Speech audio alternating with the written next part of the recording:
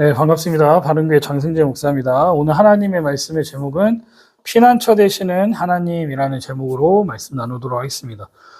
사무엘상 18장에서부터 사울은 하나님께서 선택하신 2대 왕인 다윗을 죽이고자 인간적으로 볼 때 완벽한 계획을 세웠고, 그로 인해서 성공할 것이라고 생각했던 모든 계획이 수포로 돌아가자 깨닫게 됩니다. 18장 29절의 말씀처럼 하나님이 다윗과 함께 하신다는 사실을 이제는 더욱더 확신하게 되면서 다윗을 두려워했고요. 하나님을 대적하기로 마음먹었다는 사실을 알 수 있어요. 사실 하나님을 두려워했다면 하나님을 대적해야, 다윗을 대적할 것이 아니라 하나님께 더욱더 나아가야 되는 것이 맞았을 텐데 사울은 대적하는 것을 선택했습니다. 사울은 다윗을 완전히 죽이고자 결심을 했는지 집으로 도피한 다윗을 쫓아서 군사를 보내요. 그래서 아침이 되면 다윗을 죽이라고 계획을 세우고 보내게 됩니다.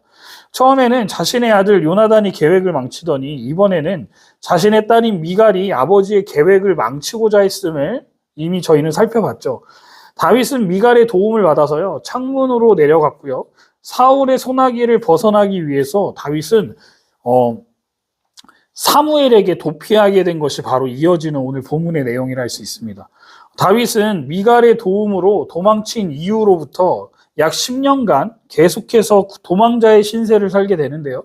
10년 동안 도망다니면서 몸을 숨겼던 곳도 크게 세 군데로 나눌 수 있습니다. 첫 번째는 오늘 본문인 기브아인 자기 집에서 헤레스풀에 이르는 기간까지 3년이에요.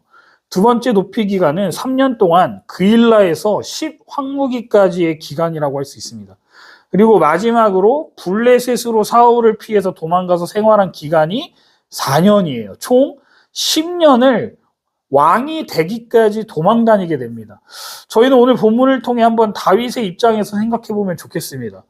여러분들과 제가 만약에 다윗이라면 어떤 생각이 드실 것 같으십니까? 저는 이런 생각을 했습니다. 제가 만약 다윗이라면요, 하나님한테 너무 화가 날 것 같은 거예요. 아니, 제가 언제 왕이 되고 싶다고 했습니까? 그냥 목자로서 하나님이 맡기신 그 양치는 일을 하면서 하나님과 동행하며 행복하게 살던 평범한 사람이었는데, 그런데 어느 날 갑자기 사무엘이라고 하는 선지자가 집에 오더니 네가 이제 이스라엘을 다스릴 2대 왕이라고 말씀하셔놓고, 그리고 머리에 기름을 붓는 것 아니겠어요? 그러면 바로 왕이 되어야 되는 것 아닙니까? 바로 왕을 시켜줄 것도 아니면서 기름은 왜 먼저 붓냐는 겁니다. 100번 양보해서 바로 왕이 되지 못하더라도 1대 왕이 자기한테 인수인계 하면서 잘해줬으면 또 몰라요. 다윗이 사울을 대신할 왕이 될 것이라고 기름 부음 받은 시간도요, 지금 5년이나 흘렀습니다. 5년 동안 무슨 일이 있었습니까? 사무엘이라고 하는 선지자는 기름만 부었고는 라마에 가서 잘 먹고 잘 살고 있는데, 정작 다윗은 사울에게 끌려가서 죽을 뻔하지를 않나? 전쟁은 또 얼마나 많이 했습니까? 양치는 일을 하면서 죽인 거라고는 곰과 사자, 동물들만 상대하다가 갑자기 사람 죽이는 일을 하고 있어요. 여러분, 이게 사람 죽이는 일이 보통 일이겠습니까? 우리가 왕이 되기 위한 과정이라고 생각하고 나이도 젊은데 5년 못 참겠냐 하고 참았다고 생각하더라도요, 지금 다윗은 자신을 체포하여서 죽이려는 사울 왕을 피해 이제는 부모와 형제, 그리고 아내와 자신을 아껴주는 요나단과도 헤어져야만 하는 상황에 직면했다는 거예요. 골리앗을 물리치고 나라를 구한 국민적 영웅의 위치에서 밀려나서 이제는 반역자의 신분이 되어버린 사울왕의 이 집요한 추적을 받는 긴장의 세월로 들어가게 됨을 볼 수 있다는 것이죠. 만약 이런 인생을 살아야지만 왕이 될 수 있다면 성도님들은 어떻게 하시겠습니까? 저라면은 안 했을 것 같아요. 이런 고통까지 당하면서 왕이 되고 싶지는 않습니다. 백성들은 이런 상황을 보고 무슨 생각을 했을까요? 세상적으로 생각하면 지금 다윗은 사울과의 권력 투쟁에서 밀려난 것처럼 보이지 않았겠습니까? 다윗의 도피 생활은 단순히 사울과의 권력 투쟁에서 패배한 결과도 아니고 하나님의 계획이 실패했거나 차질이 생긴 것도 아닙니다. 하나님이 다윗의 인생 가운데 이러한 도피 생활을 통해 알게 하시기 위한 계획이 있으셨다는 거예요. 그 계획은 앞으로 다윗이 하나님을 의지함으로 그분의 뜻에 따라 이스라엘을 다스리는 진정한 왕으로 세우시기 위한 과정이었다라는 거예요. 사울은 아무런 훈련의 과정 없이 한순간 이스라엘의 왕위에 올랐던 사람이었습니다.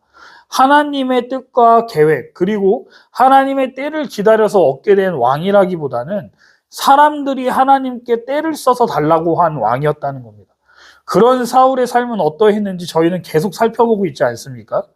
사울은 그 결과로 교만해졌고 이스라엘의 진정한 왕이신 하나님을 의지하지 않았습니다.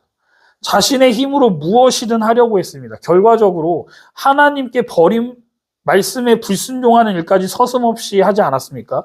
그리고 마침내는 하나님께 버림받는 지경에 이르게 되죠. 하나님은 이스라엘의 이러한 일이 다시 되풀이되는 것을 원치 않으셨다라는 거예요. 그래서 하나님은 새로운 왕으로 약속하신 다윗을 도피 생활의 과정을 통해 하나님만을 의지하고 하나님만 바라고 하나님만 신뢰하는 그분의 뜻에 합당한 왕으로서 이스라엘을 다스리게 하시고자 연단하는 과정에 놓으셨다라는 겁니다. 하나님은 이러한 방식을 자주 사용하신다는 것을 알 수 있는데요. 신명기 8장 2절과 3절을 한번 보시면 내 하나님 여호와께서 이 40년 동안에 내게 광야길을 걷게 하신 것을 기억하라.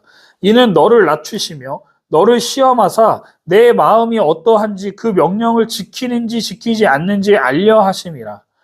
너를 낮추시며 너를 줄이게 하시며 또 너도 알지 못하며 내 조상들도 알지 못하던 만나를 내게 먹이신 것은 사람이 떡으로만 사는 것이 아니요 여호와의 입에서 나오는 모든 말씀으로 사는 줄을 내가 알게 하려 하심이니라. 아멘. 저희의 인생도 다윗과 같이 이해가 되지 않는 여러 가지 시련과 고난, 억울한 상황과 환경들이 찾아올 때가 있습니다. 그러나 그때 다윗은요, 사람을 의지하거나 이런 상황에 불평하거나 하소연하지 않았음을 우리는 알아야 합니다.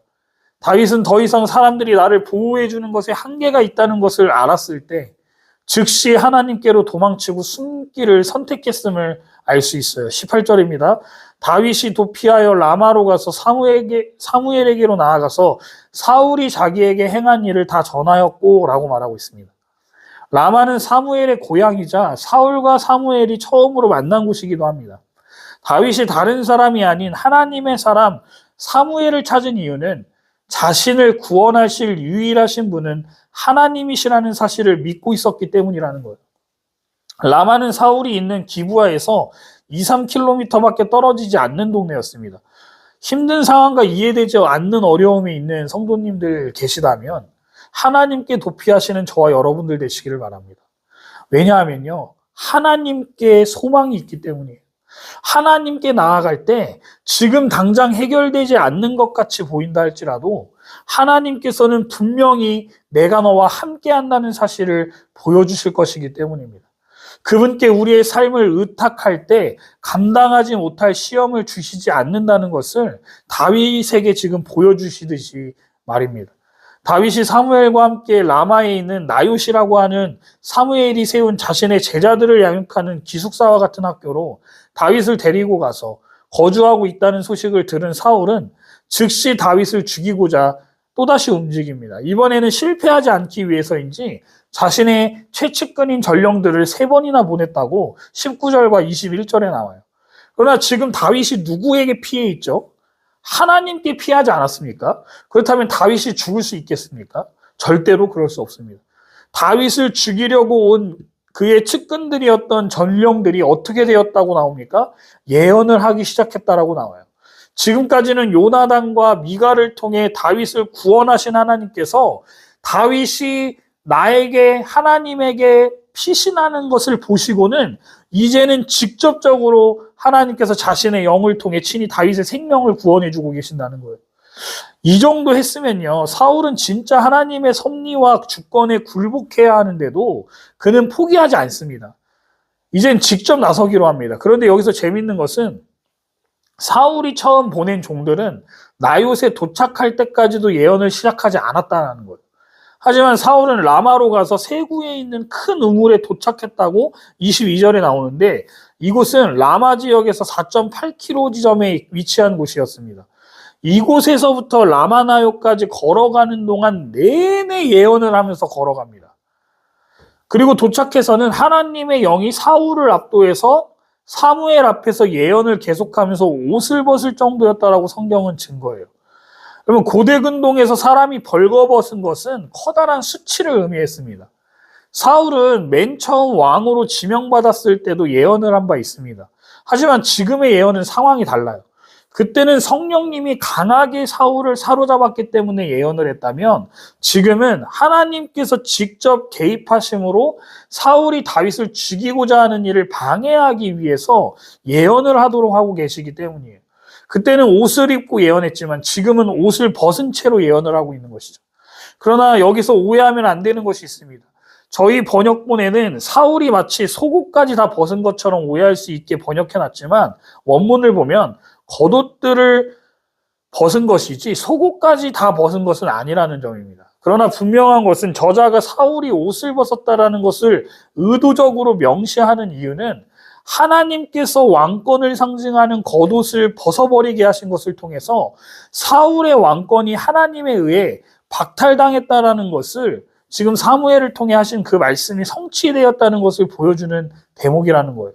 이러한 사울의 모습을 통해 하나님께서는 사무엘상 15장 23절과 28절에 말씀하셨던 그 예언이 성취됨을 볼 수 있는 사건이라는 겁니다. 이 사실을 통해 알게 되는 교훈은 하나님은 한 번 하신 약속은 그 말씀은 반드시 지키시는 분이라는 사실을 알 수 있습니다. 이제 말씀을 두 가지로 정리하고 마치고자 합니다. 다윗은 고비 때마다 항상 자신의 피난처로 삼은 분은 바로 하나님이었다는 거예요. 시편 64편에 고백하듯이 바닷물이 울부짖고 소용돌이쳐 만군의 하나님이 함께 하시고 피난처가 되어주시기 때문에 흔들리지 않으리라고 고백했던 것처럼 우리도 환난을 만나고 위기에 처하는 상황이 온다면 그때마다 하나님께 피난처가 되어주시기를 요구하시는 저와 여러분들 되시기를 주님의 이름으로 축복합니다. 그때 하나님께서는요, 사울에게서 다윗을 구하셨던 것과 같이 저희를 도우시고 구원하심으로 하나님을 찬양하게 될 것이라고 확신합니다. 두 번째로는 다윗과 같이 어렵고 이해되지 않는 상황을 만난다 할지라도 하나님의 선하심을 의심하거나 신뢰하지 못하는 저와 여러분들이 되지 않기를 원합니다. 우리에게 다가오는 이해되지 않는 고난은요, 분명 하나님의 크신 섭리와 계획이 있다는 사실을 인정하며 묵묵히 그 길을 걸어가는 우리 모두 다 되시기를 간절히 주님의 이름으로 축원드립니다.